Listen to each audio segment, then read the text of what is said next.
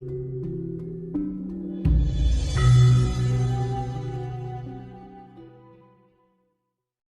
sana, lek adik wong mati kok ngerti kepiye to lek.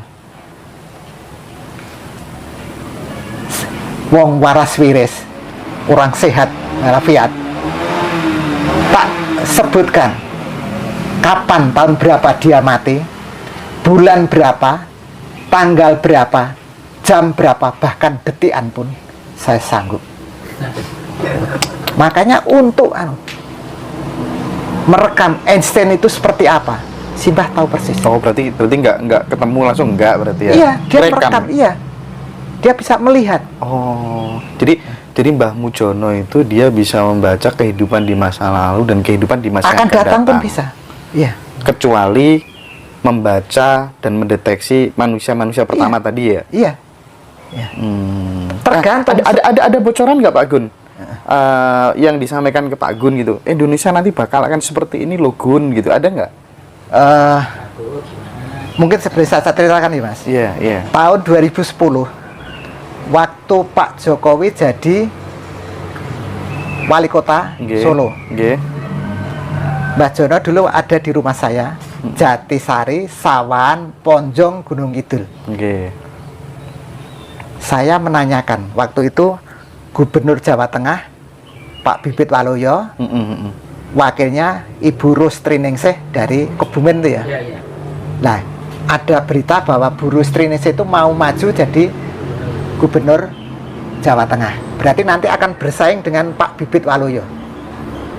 Saya tanyakan, lek kepiye peluangnya Rustri Ningsih itu untuk jadi Gubernur Jawa Tengah?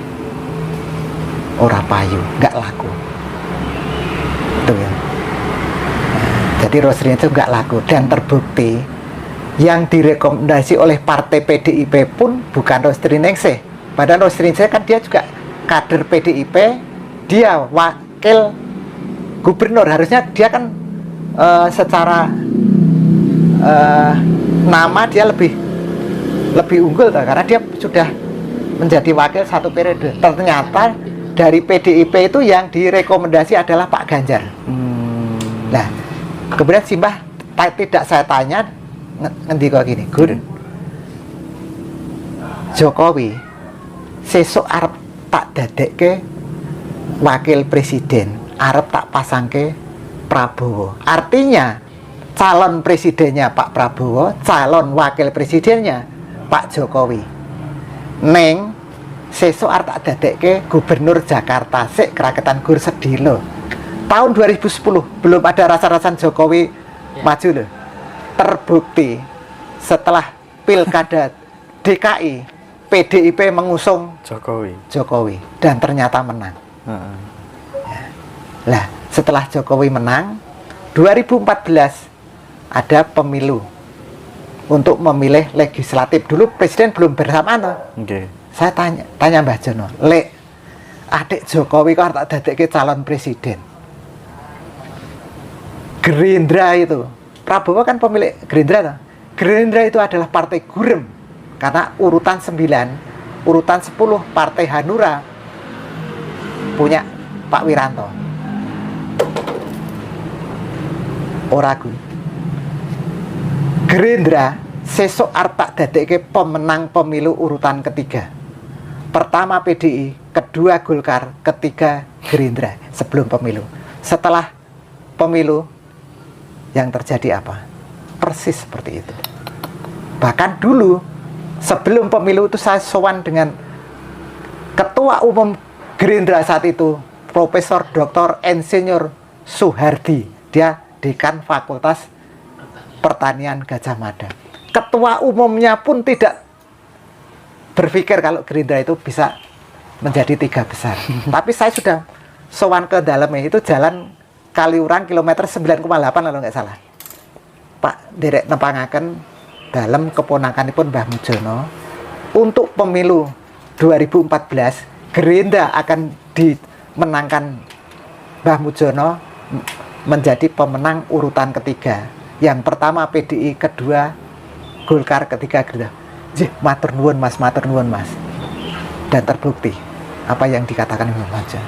Artinya dia belum tahu aja, dia belum kejadian ada udah tahu. Lah,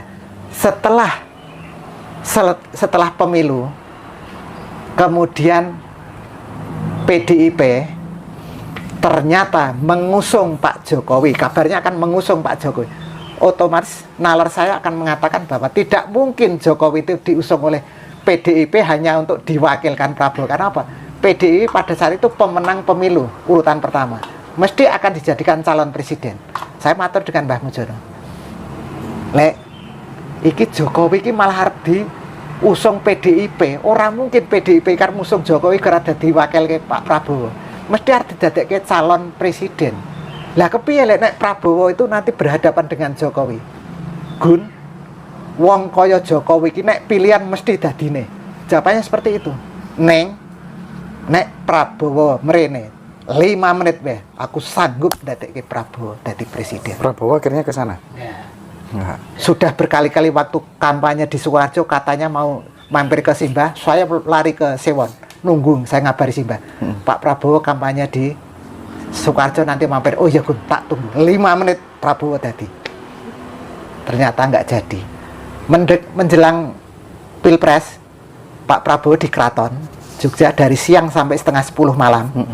Saya dikabari teman, saya lari ke sana, nunggu sama Mbah Mujono. Pak Prabowo mau mampir. Setengah 10 teman saya, Gun, ki aku neng bandara karo Pak Prabowo. Lah piye to Mas jarene wong arep mampir Simbah kok malah neng bandara. Ora iki gur ngeterke rombongan. Pak Prabowo nanti akan jalan darat, mau nyekar orang tuanya kan di Banyumas. Nggih. Tak pikir dia lewat ring road selatan sampai perempat Dongkelan ke selatan, nggak ada 5 kilo atau Mas itu. Pak tunggu sampai jam 12 malam lebih, Pak Prabowo nggak datang. Akhirnya Mbah Jono tanya sana, piye Gun adek jagomu ora mampir? Ya ora mungkin wis jam 12 luwih kok. Ya wis sesuk Jokowi rak ngene nyepelekke. Nol. Lah kayak kepiye lek ya wis ben Jokowi wae. Artinya kita tidak bisa menerima nasib atau pasrah nasib, itu bisa diproses, Mas. Mbah Jono kalau Jokowi itu bisa pasangan Prabowo, yang jadi Pak Prabowo wakilnya Pak Jokowi. Tetapi karena perjalanan seperti itu, akhirnya apa? Ternyata yang jadi presiden malah Pak Jokowi. Tapi Mbah Mujono kan berharap agar Indonesia itu menjadi kuat, tidak terjadi perpecahan itu kalau calon presidennya itu Pak Prabowo, calon wakilnya adalah Pak Jokowi. Ternyata setelah masing-masing itu saling berkompetisi, rakyat menjadi terpecah. Tujuan Mbah Mujono kan baik, tapi ternyata orang nggak mau jadi baik, ya sudah. Tapi ternyata itu bisa diproses, bukan karena garising atau takdir, itu bukan, tapi manusia. Termasuk hidup dan matinya manusia itu bukan karena partikel 9, tapi itu adalah proses. Kalau untuk yang 2024 sendiri ini gimana katanya Mbah Mujono, Pak Gun? Nah, untuk yang 2024 itu dulu ada staf khusus Menteri Pertahanan Pak Prabowo, itu Jenderal Bintang 1. Itu sering ke tempat Mbah Mujono. Itu diundang oleh kami anggota paguyuban, karena kami berharap Pak Prabowo itu jadi presiden. Kami mengundang staf khusus Menteri Pertahanan itu, staf khusus Menteri Pertahanan, agar sowan Mbah Mujono untuk minta kemenangan Pak Prabowo. Akhirnya yang Jenderal Bintang 1, yang staf khusus Menteri Pertahanan itu datang ke Simbah dan minta untuk kemenangan Pak Prabowo. Kemudian disusul saat Pak Prabowo meresmikan sumur bor di daerah Pampang. Pampang itu Pak Prabowo mungkin karena mau ke tempat Simbah, mungkin karena protokoler banyak yang mengikuti, mungkin nggak enak. Dia ke rumahnya Pak Bupati Gunung Kidul. Dia hanya menugaskan Pak Jenderal Bibit Waluyo, mantan gubernur Jawa Tengah, itu yang sowan ke Simbah. Dan Simbah mengatakan Prabowo 1 putaran. Saya menangkan 1 putaran, tidak perlu 2 putaran. Ngokai biaya. Nah, bulan Desember itu saya WA teman saya, besok Prabowo mau tak menangkan 1 putaran dengan perolehan suara hampir 60%. Saya mengatakan seperti itu. Lanjutkan Pak Dodi sekedap nggih. Nggih, monggo. Tamu nih. Nah, WA saya tanggal 17 Desember ke teman saya itu tak screenshot, kemudian saya kirim ke yang stafnya Pak Prabowo yang Sowan Simbah itu. Dia jawabannya, iya Mas Gun, yang 6 bulan yang lalu sudah mengatakan bahwa Pak Prabowo mau dimenangkan 1 putaran. Jadi tidak, dia sendiri juga masih ingat bahwa Pak Prabowo itu mau dimenangkan 1 putaran. Nah, setelah tapi kan saya gini, tapi untuk perolehan suara mendekati 60% itu kan belum, Mas Agun. Itu baru permintaan saya pada bulan Desember untuk dimenangkan dengan perolehan saya suara mendekati 60%. Karena kalau kemenangan itu 51, 52, 53 itu masih dianggap wajar. Tapi kalau sudah mendekati 60 itu sudah di luar kewajaran. Artinya mestinya ada faktor X yang berkarya di situ. Oke Pak Gun, saya lanjutkan dari Mas Hendra. Ini mungkin tetap terkait masalah 2024 ini Pak Prabowo. Kan banyak para spiritualis itu yang mengatakan bahwa kepemimpinan Pak Prabowo nanti nggak sampai bertahan lama. Bahkan ada yang memprediksi 2 tahun itu beliau akan turun, mungkin nanti dalam tanda kutip itu nanti sakit atau meninggal, kita nggak tahu. Tapi banyak yang memprediksi kayak itu. Saya ingin tahu apakah Mbah Mujono juga pernah bercerita, ngasih informasi tentang hal kayak gitu Pak?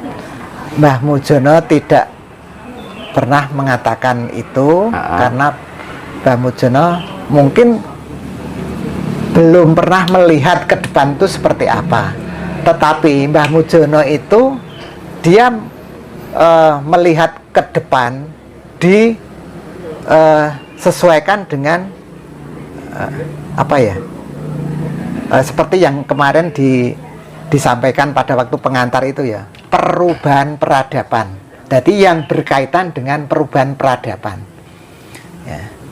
Jadi manusia zaman dulu itu memiliki peradaban yang benar, karena zaman dulu itu manusia itu banyak yang kembali ke ketiadaan atau bisa mencapai sampurno atau moksa.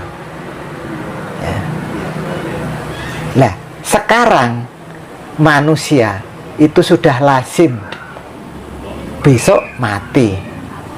Ya. Dan sekarang peradaban manusia itu ya nanti kalau sudah tua atau bahkan belum tua sakit mati. Padahal peradaban zaman dulu manusia itu sakit itu nggak bisa. Karena apa? Orang yang mengkaryakan kendaraan batinnya ini